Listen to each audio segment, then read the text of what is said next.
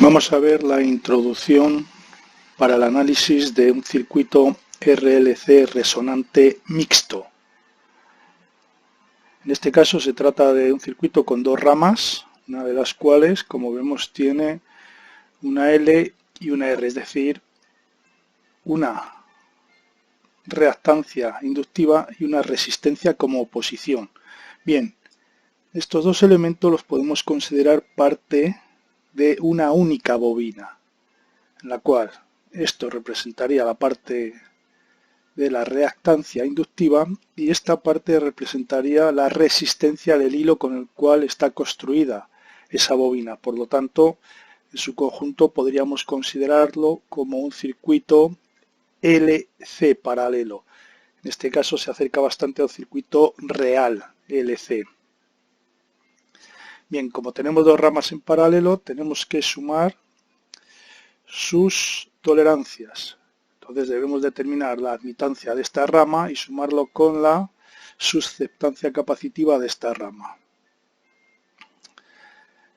Primero determinamos la impedancia sumando las dos oposiciones, R más la reactancia inductiva. Tenemos un vector con un módulo Z y un argumento beta, un argumento positivo.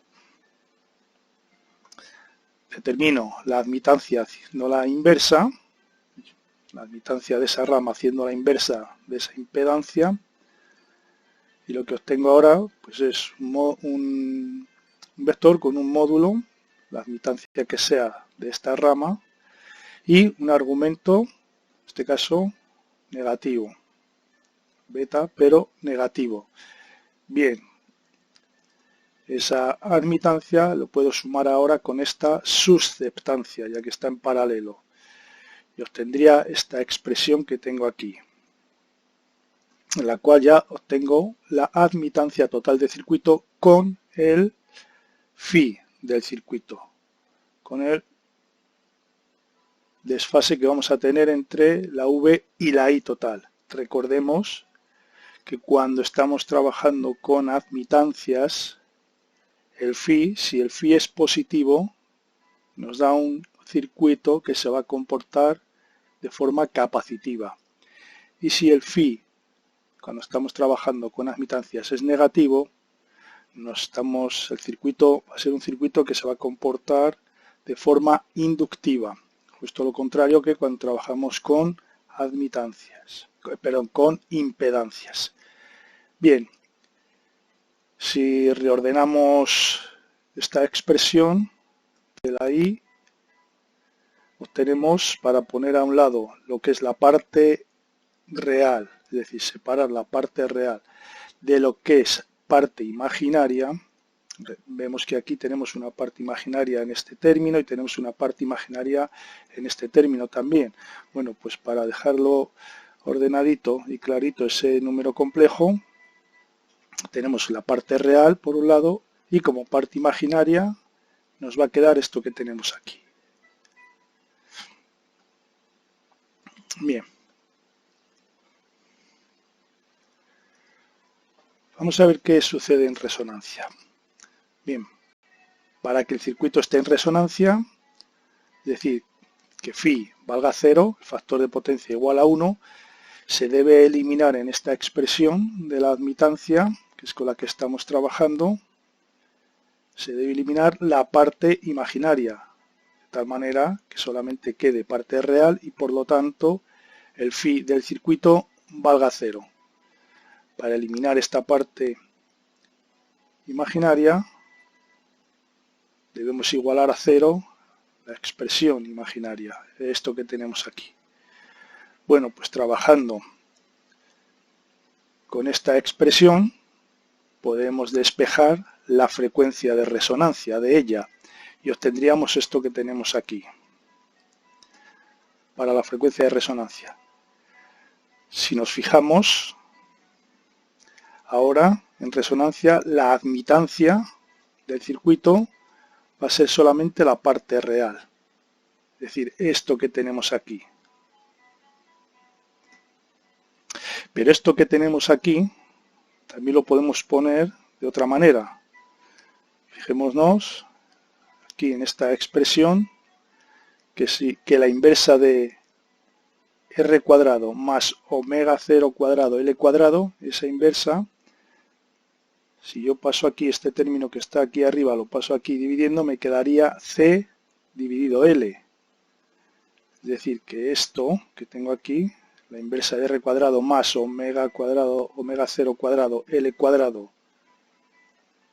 lo sustituyo por C dividido L, me queda que la admitancia del circuito lo puedo poner también mediante esta expresión, la R por la capacidad dividido el coeficiente de autoinducción, y por lo tanto la impedancia del circuito a la frecuencia de resonancia se hará la inversa de esto, es decir, L dividido de R por C.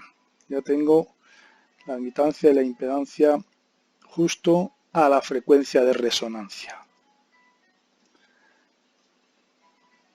Bueno, si veo la gráfica de la variación de la impedancia según varía la frecuencia, fijémonos que aquí esta expresión que yo tengo aquí es de la admitancia y esta variación que tengo aquí es de la impedancia, es decir, justo de la inversa. Entonces veo que para una frecuencia 0, aquí tendría, este término sería 0, aquí tendría 1 dividido R, este término sería 0, este término sería 0, este término sería 0, por lo tanto me quedaría como admitancia del circuito para una frecuencia 0, 1 dividido R. Eso quiere decir que la impedancia del circuito para una frecuencia 0 será R. Bien, podemos hacer lo mismo analizando cada una de las frecuencias, pero en el circuito se ve más claramente. Lo mismo, para una frecuencia 0. Para una frecuencia 0, el condensador se va a comportar como un circuito abierto. Va a presentar una reactancia capacitiva infinita, por lo tanto por aquí no va a haber corriente. Por aquí, por esta rama, la bobina va a presentar una reactancia nula. Eso quiere decir que el único elemento que va a presentar aquí una oposición va a ser la resistencia, en este circuito a una frecuencia 0. ¿Y qué pasa a una frecuencia infinita? Bueno, a una frecuencia infinita tenemos que el condensador presenta una reactancia nula. Por lo tanto, la intensidad que va a circular por el circuito iría toda por esa reactancia. Es decir, que para una frecuencia infinita, la impedancia de ese circuito se hace 0. ¿Y qué pasa exactamente a la frecuencia de resonancia? Bueno, pues a la frecuencia de resonancia justamente el valor que va a tener la impedancia es este que tenemos aquí, L dividido de RC. L dividido de RC. Entre medias, pues todos los valores hasta formar esta especie de campana. Bien, representamos esos valores vectoriales, primero, sumando estas dos suposiciones que están en serie, la XL, la reactancia inductiva y la resistencia del hilo de la bobina. Vamos a considerar que esto es una bobina en su conjunto. Bueno, eso nos dará una impedancia 1, la que hemos determinado aquí. Como luego debemos sumar esta rama con otra que está en paralelo, debemos pasar esta oposición a tolerancia, es decir, debemos hallar su admitancia. Tenemos la admitancia 1 y esa admitancia 1 lo tenemos que sumar con esta tolerancia, es decir, con esta susceptancia capacitiva. Con BC, ya sabemos, la representación de los vectores siempre de la misma manera, entonces sumando esa admitancia de la rama de la bobina con la susceptancia capacitiva del condensador, pues obtendremos la admitancia total del circuito, justamente a 0 grados. Estamos en resonancia. Vamos a ver qué pasa con los voltajes y corrientes. La intensidad por el circuito en esas condiciones, aplicando la ley de Ohm, V dividido Z. Es decir, tendremos una intensidad con un módulo, concreto y un argumento concreto. El argumento de esa intensidad, como vemos, es el mismo que el del voltaje que estamos aplicando al circuito. Lógico. Estamos en resonancia, no hay desfase. Y phi es igual a 0. Por lo tanto, efectivamente, la V y la I están en fase. Por otro lado, también sabemos que el voltaje que tenemos en esta bobina tiene que ser igual que el voltaje del condensador, ya que los dos elementos están en paralelo. Sin embargo, en esta bobina, que tenemos un hilo considerado, el hilo de la propia bobina, tiene una resistencia, por lo tanto, aquí consideraremos un voltaje en la resistencia y consideraremos otro voltaje debido a la reactancia. Con lo cual la suma de los dos voltajes efectivamente me dará el voltaje que tenemos en los extremos de la bobina en su conjunto, es decir, VR más VL igual al voltaje del condensador igual al voltaje aplicado al circuito. La intensidad por la rama de la bobina, seguimos aplicando la ley de Ohm, V con su fase y la Z1, es decir, la oposición que presentaba aquí la bobina con su fase. Eso me va a dar un vector con un módulo de la intensidad 1 y un argumento de alfa menos beta. Bien, esa intensidad que circula por la rama de la bobina es la misma para la parte inductiva y para la parte resistiva de dicha bobina. Ahora podemos determinar cuánto es el voltaje de cada uno de esos dos elementos constituyentes de la bobina. Para la VL tenemos la intensidad que circula y tenemos la oposición que presenta la reactancia inductiva, por lo tanto tendremos un vector con este módulo XL por I1 y un argumento de 90 grados más alfa menos beta.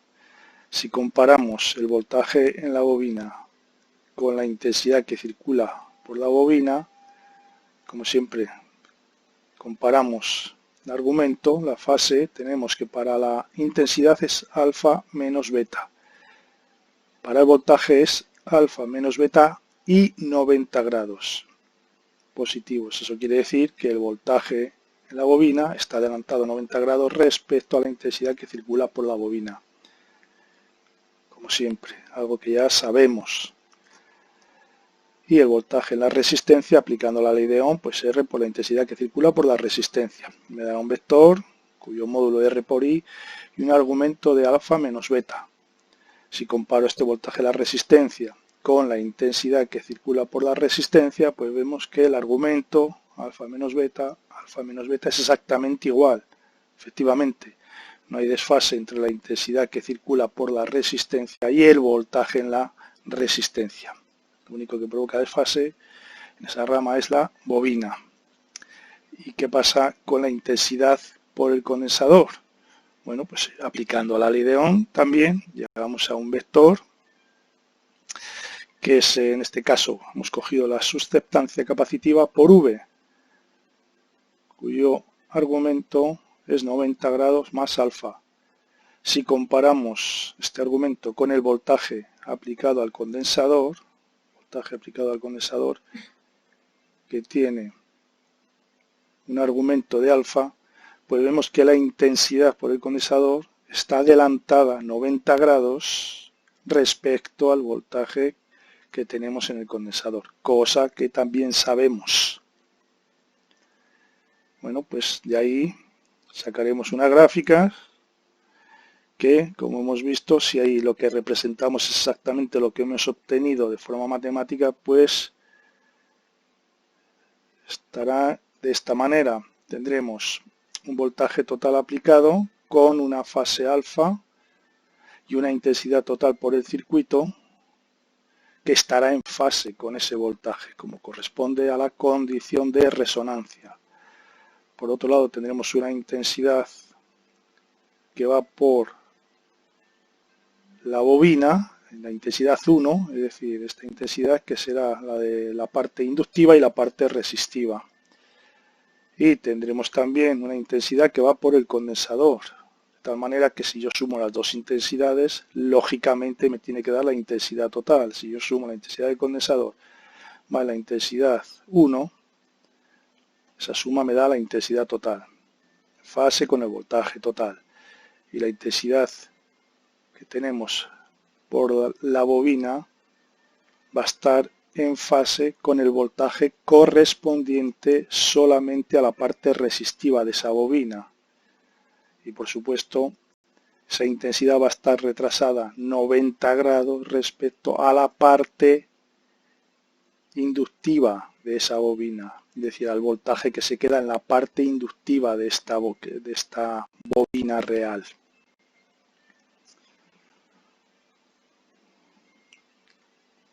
Bien, ¿qué pasa con respecto a las potencias en un circuito LC real o cuasi real?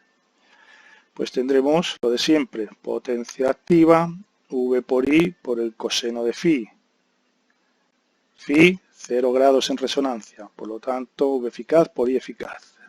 Lo que tenemos solamente en la R, que es el único elemento en este circuito que puede disipar una potencia activa. Medimos en vatios. Además tendremos potencias reactivas, por supuesto. La potencia reactiva total en resonancia, pues sabemos que es 0, dado que el seno de phi es 0. Pero tendremos una potencia reactiva inductiva, VL por IL, y tendremos una potencia reactiva capacitiva, VC por IC.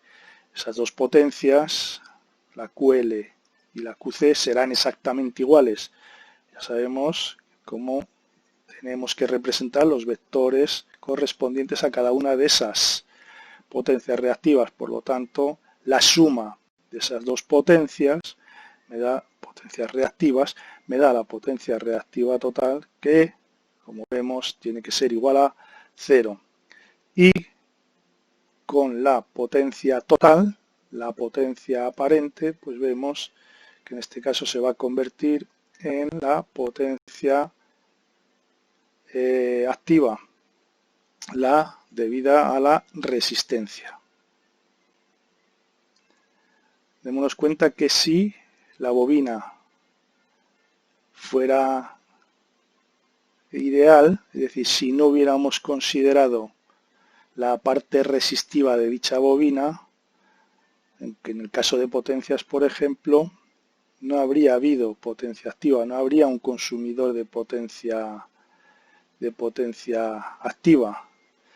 Por otro lado, fijémonos que si hubiera sido una bobina ideal, es decir, que la R, en este caso, fuera 0, no presentara ninguna oposición el hilo de la bobina, si determinamos la impedancia en ese circuito a la frecuencia de resonancia, esa impedancia hubiera sido infinita, L dividido 0, impedancia infinita, lo cual quiere decir